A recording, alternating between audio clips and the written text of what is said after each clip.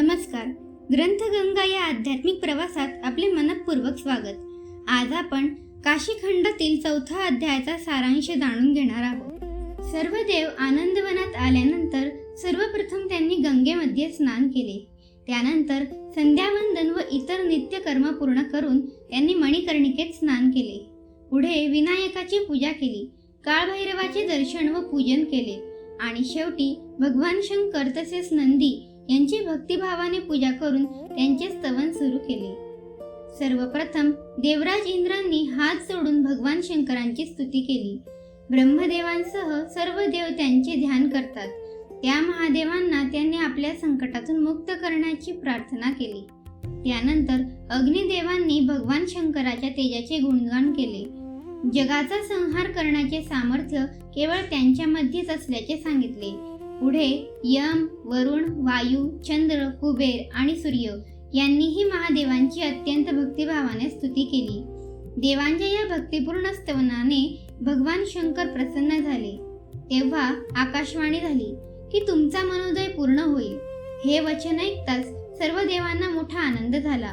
त्यानंतर त्यांनी होम हवन केले आणि इंद्राने विपुल दान धर्म केला. यानंतर सर्व देव अगस्त्य ऋषींच्या आश्रमाकडे निघाले. आश्रमाचे दिव्य स्वरूप पाहून सर्व देव आश्चर्यचकित झाले. तेथे अगस्त्य ऋषी सूर्याप्रमाणे तेजस्वी दिसत होते. सर्व देवांनी नम्रतेने त्यांना प्रणाम केला. ऋषींनी ध्यान संपविल्यानंतर देवांना जवळ बसविले आणि त्यांच्या आगमनाचे कारण विचारले. तेव्हा देवगुरु बृहस्पती पुढे आले. त्यांनी अगस्त्य ऋषींची महान तपश्चर्या आणि श्रेष्ठत्व यांचे वर्णन केले. पृथ्वीवर निर्माण झालेल्या संकटाची माहिती देत त्यांनी सांगितले की विंध्य पर्वताच्या अहंकारामुळे संपूर्ण सृष्टी संकटात सापडली आहे. तसेच त्यांनी अगस्त्य ऋषींची पत्नी लोपामुद्रा यांच्या पतिव्रत धर्माचेही मोठे कौतुक केले.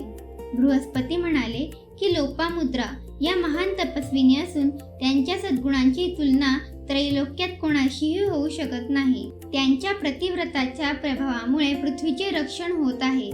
त्यानंतर त्यांनी अनेक महान पतिव्रता स्त्रियांचा उल्लेख केला, परंतु या सर्वांमध्येही लोपामुद्रा यांचे स्थान श्रेष्ठ असल्याचे त्यांनी सांगितले. त्यानंतर बृहस्पतींनी अगस्त्य ऋषींना काशीचे महात्म्य सांगितले. ते म्हणाले की या पवित्र काशीमध्ये 100 यज्ञ करणारा इंद्र सुद्धा तुमच्या सेवेसाठी उभा आहे. नवनिधींचा स्वामी कुबेर तुमच्या सेवेला तत्पर आहे.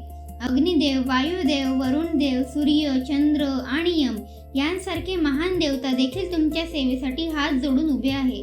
इतकी तुमच्या तपश्चर्येची महती आहे. हे सर्व ऐकल्यावर अगस्त्य ऋषीने देवगुरु बृहस्पतींना आपल्या येण्याचे कारण विचारले. तेव्हा बृहस्पती म्हणाले की देवांना संकटातून मुक्त करण्यासाठी आम्ही सर्वजण तुमच्या आश्रयाला आलो आहोत. विंध्य पर्वतामुळे निर्माण झालेल्या सर्व अडचणी दूर करून देवांचे आणि संपूर्ण सृष्टीचे रक्षण करण्यास फक्त तुम्हीच समर्थ आहात. देवांची ही विनंती ऐकून अगस्त्य ऋषींनी त्यांचे कार्य पूर्ण करण्याचे वचन दिले. त्यांच्या या आश्वासनामुळे सर्व देव अत्यंत आनंदित झाले आणि समाधानाने तेथून निघाले. अशा प्रकारे काशीखंडाच्या 4थ्या अध्यायात सर्व देवांनी भगवान शंकराची स्तुती करून अगस्त्य ऋषींची भेट घेतली. आता पुढील अध्यायात अगस्त्य ऋषी विंध्य पर्वताचा अहंकार कसा दूर करतात हे आपण जाणून घेऊ.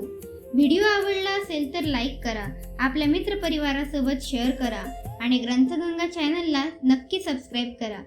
चला सर्व एकदा प्रेमाने म्हणूया, हर हर महादेव.